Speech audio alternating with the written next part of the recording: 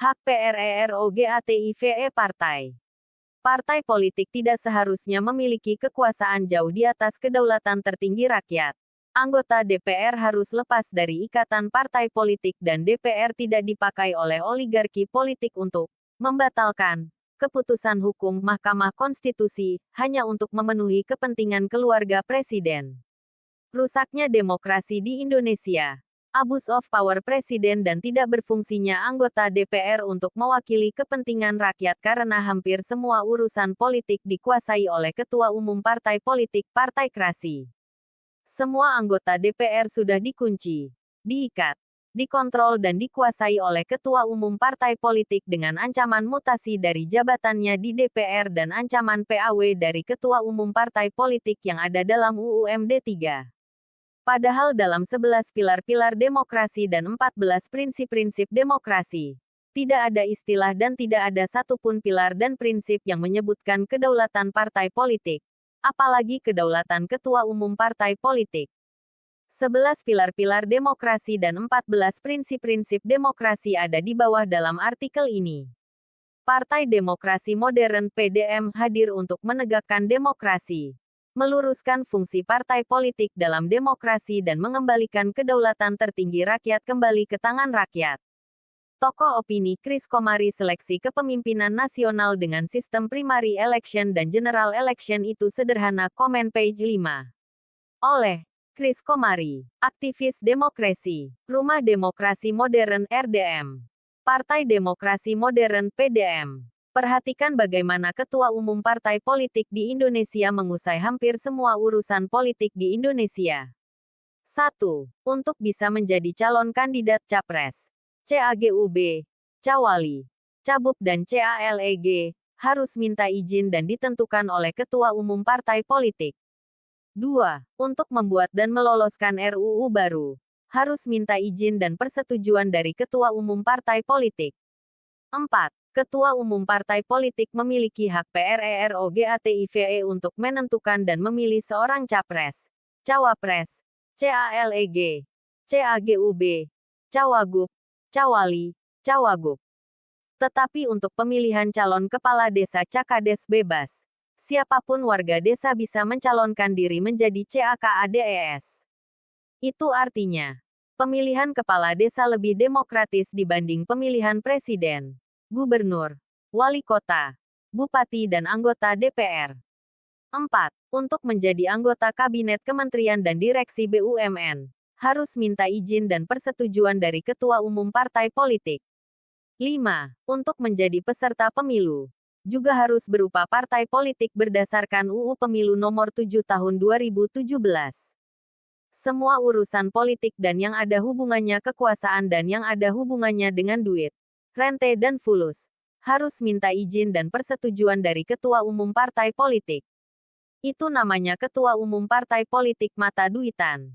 Padahal, dalam 11 pilar-pilar demokrasi dan 14 prinsip-prinsip demokrasi, tidak ada satupun pilar dan prinsip yang menyebutkan kedaulatan partai politik. Apalagi kedaulatan ketua umum partai politik. Yang ada hanya kedaulatan rakyat, sovereignty of the people. A. Partai politik itu siapa? Partai politik itu benda mati. Lambang partai politik juga benda mati. Nama partai juga barang mati, bahkan kantor partai politik juga benda mati. Partai politik itu tidak bisa berbicara dan tidak bisa mewakili kepentingan rakyat. Yang bisa berbicara itu orangnya, para kandidat, bukan partainya. Karena itu, UU Pemilu Nomor 7 Tahun 2017 yang menyatakan peserta pemilu adalah partai politik dan kandidat presiden capres harus didukung oleh partai politik atau gabungan partai politik, jelas melanggar nilai-nilai demokrasi, melanggar kedaulatan tertinggi rakyat dan melanggar UUD 1945, khususnya Bab 1, Ayat 1, Pasal 2. Semua kandidat dan calon kandidat pejabat publik itu yang menentukan seharusnya adalah suara rakyat. Karena itu sistem PRIMARY election sangat cocok buat Indonesia. PRIMARY election sangat cocok untuk dijadikan mekanisme seleksi calon pemimpin daerah dan nasional, pilkada dan pilpres, yang ditentukan oleh suara rakyat konstituen, bukan oleh suara ketua umum partai politik. Kalau sudah tahu salah, jangan dibiarkan kesalahan itu terus berjalan. B. Sudah waktunya bagi Indonesia untuk menata kembali fungsi partai politik. Kedaulatan partai politik di Indonesia sudah terlalu besar. Harus dibatasi dengan UUD karena sudah mengkudeta kedaulatan tertinggi rakyat. Seleksi kepemimpinan daerah dan nasional pemilu, dengan menggunakan sistem open primary, PRIMARY election dan general election sangat cocok buat Indonesia. Secara prinsip sistem PRIMARY ada 3x kali proses seleksi 3 putaran. 1. Putaran pertama, atau seleksi awal yang disebut dengan open primary, atau preference primary, yakni seleksi kepemimpinan, atau seleksi kandidat yang dilakukan oleh masing-masing internal partai politik dan independen, untuk menentukan siapa kandidat terbaik untuk mewakili partai politik, choosing the best candidate to represent the party, dan bagi calon independen untuk mendapatkan dukungan publik minimal 2% atau lebih dari total DPT. Jadi open primary itu seleksi untuk internal partai politik dan calon dari jalur independen. Caranya bagaimana? Terserah partai politik itu sendiri. Asal sistem dan proses yang dilakukan terbuka, adil, fair. Ada open competition. Ada equality dan equal opportunity untuk semua kader-kader partai politik dan dilakukan secara demokratis. Bagaimana dengan kandidat independen? Atau kandidat individual perorangan? Sederhana saja, KPU tinggal membuat aturan bahwa kandidat independen harus mengumpulkan tanda tangan bukti pendukung sekian persen, 2%, rata-rata bisa 5% atau 7% dari total DPT yang harus di-spread equally di seluruh daerah pilihan, DAPILDISTRICTREGION. Misalnya Dapil A ada 5 kecamatan. Maka kandidat independen harus mengumpulkan 5% tanda tangan bukti pendukung sebagai kandidat independen. Dengan spread 1% tanda tangan pendukung di masing-masing kecamatan. Itu sudah lebih dari cukup syarat bagi kandidat independen. Calon independen jangan dipersulit dan jangan terlalu mudah syaratnya untuk bisa mencalonkan diri sebagai kandidat independen. 2. Seleksi kedua yang disebut primary election, yakni seleksi kepemimpinan election antar kandidat dan antar partai politik dari masing-masing partai politik plus kandidat independen ikut dalam kontes primary election. Di Amerika Serikat USA, sistem primary election ini akan menghasilkan pemenang winners, yang disebut congressional nominees, untuk pileg dan presidential nominees, untuk pilpres yang akan bertarung di general election. 3. Seleksi ketiga ada general election, atau pemilu terakhir untuk mencari pemenang pilpres dan pilkada. Semua congressional winners dalam primary election akan bertarung dalam general election untuk menjadi pemenang. Begitu juga dengan presidential nominees yang menjadi pemenang dalam presidential primary election akan bertarung di general election untuk menjadi pemenang presiden-elek. Untuk Indonesia, sistem primary election itu harus diatur adjusted dan disesuaikan untuk memenuhi kondisi sosial, politik, ekonomi, logistik, SDM, geografi dan budaya di Indonesia. C. Ini saran saya. Sistem primary election di Indonesia adalah untuk menentukan the top 3 winners 3 nominees yang mendapatkan suara terbanyak, baik untuk presidential nominees, pilpres termasuk pilkada dan congressional nominees, pileg, yang akan bertanding lagi pada pemilu di general election. Itu jauh lebih mudah dan lebih sederhana dibanding semua partai politik melakukan primary election sendiri-sendiri untuk menentukan presidential nominee dan congressional nominee seperti sistem primary election di Amerika Serikat AS. Jadi dalam primary election, semua kandidat yang sudah lolos dalam open primary bisa ikut kontes dalam primary election. 3 pemenang yang mendapatkan suara terbanyak menjadi 3 nominees yang akan bertarung lagi di general election untuk menjadi pemenang. Sistem ini jauh lebih demokratis, karena mulai dari penentuan dan seleksi calon kandidat, yang menentukan adalah suara rakyat, bukan suara ketua umum partai politik. 3. Seleksi final di general election, yakni seleksi kepemimpinan nasional dan daerah bagi para pemenang primary election. para presidential nominees dan congressional nominees, untuk bertarung lagi menjadi the winner, presiden-elek, dan congressional-elek presiden terpilih dan anggota DPR DPD DPRD terpilih. Di Amerika Serikat AS proses seleksi kepemimpinan melalui Open Primaries election, hingga general election, diperlukan waktu 24 bulan, di mana 11 bulan untuk open primary dan primary election, 11 bulan untuk general election. Total waktu 24 bulan, 2 tahun. Kurung tutup titik. Untuk pilkada cukup 6 bulan atau maksimal 9 bulan. 3 bulan untuk open primary dan primary election dan 3 bulan berikutnya untuk general election. Dalam open primaries dan primaries election, yang menentukan calon kandidat adalah suara rakyat. Karena harus mendapatkan dukungan suara rakyat sekian persen bagi kandidat independen dan harus menjadi primary winners bagi non-independent candidates, bukan ditentukan oleh suara ketua umum partai politik. Begitu juga dalam general election, yang menentukan pemenang calon pemimpin nasional dan daerah adalah suara rakyat. Itulah makna dari sovereignty of the people, kedaulatan rakyat, pilar demokrasi nomor 1. Itulah refleksi dan manifestasi sistem pemerintahan demokrasi yang baik dan benar sesuai dengan nilai-nilai demokrasi yang ada dalam 11 pilar-pilar demokrasi dan 14 prinsip-prinsip di mana pemerintah demokrasi itu dijalankan dari rakyat, oleh rakyat dan untuk rakyat. Bukan dari partai politik, oleh kader dan ketua umum partai politik dan untuk kepentingan golongan elit partai politik. Itu namanya partaikrasi, bukan demokrasi. Para petinggi partai politik di tanah air sok demokratis, suka berkhotbah tentang nilai-nilai demokrasi, tetapi partainya sendiri tidak demokratis. D. Di bawah ini 11 pilar-pilar demokrasi. Saya sengaja tulis aslinya dalam bahasa Inggris supaya tidak disalah-artikan. 1. Sovereignty of the people. 2. Government based upon consent of the governed. 3. Majority rule. 4.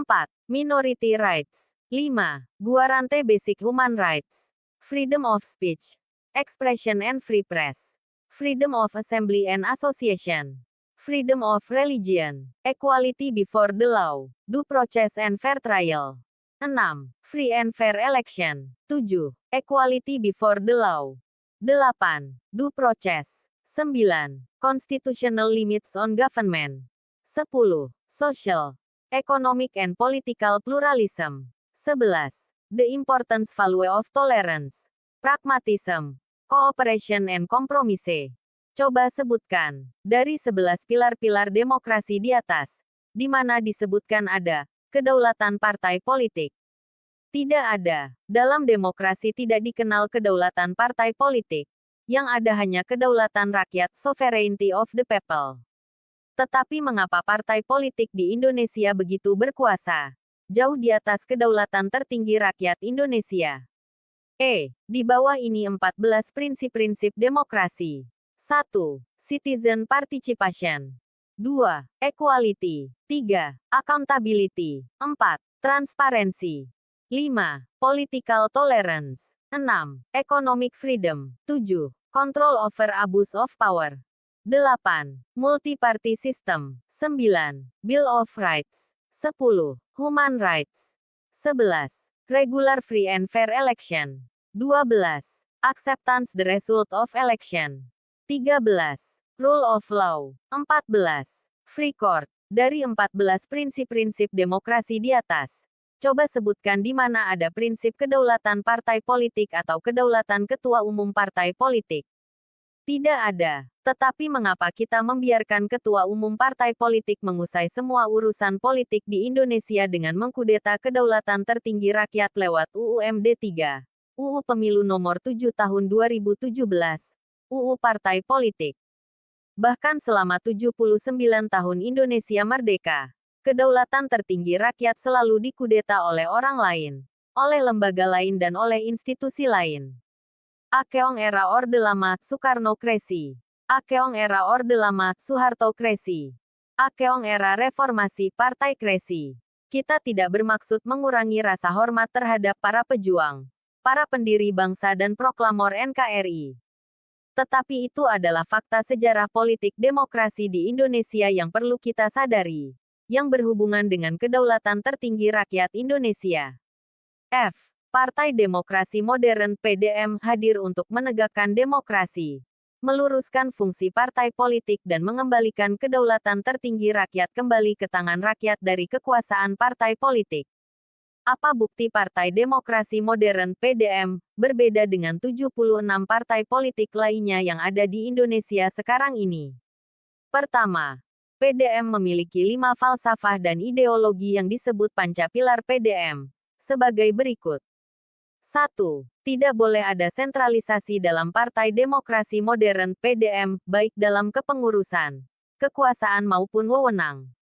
2. Harus ada desentralisasi kepengurusan, kekuasaan dan wewenang dalam Partai Demokrasi Modern (PDM), yang diperkuat dengan sistem checks and balances pengawasan, kontrol dan koreksi, terhadap pimpinan partai, baik itu di tingkat nasional, provinsi, kabupaten, kota, kecamatan hingga di tingkat desa.